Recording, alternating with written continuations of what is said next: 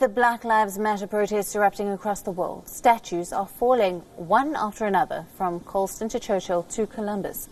There's been a renewed call to remove colonial statues and symbols. And Oxford University College has now said that it wants to remove a statue of 19th century colonialist Cecil Rhodes. The move comes less than 2 weeks after protests to take down the statue. The college will also set up an independent inquiry into the issues surrounding the statue.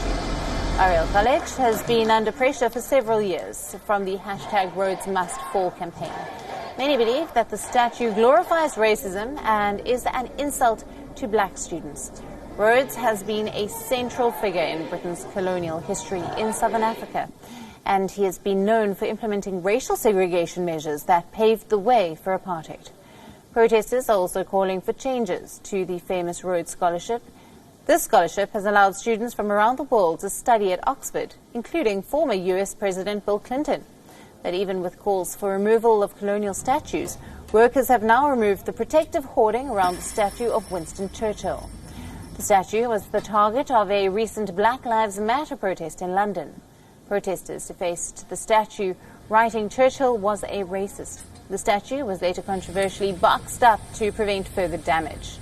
London authorities have maintained that the removal of protective cover is linked to Macron's upcoming visit to the UK. Meanwhile, in Bristol, restoration work on the statue of the 17th century English slave trader Edward Colston has now begun.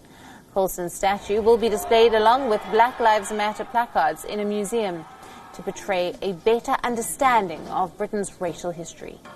The toppling of the statue by protesters during a Black Lives Matter demonstration triggered the debate about Britain's imperial past. In the United States, a statue of Christopher Columbus was recently removed from a park in Missouri. This is the latest statue to be taken down in response to the nationwide protests over racial discrimination.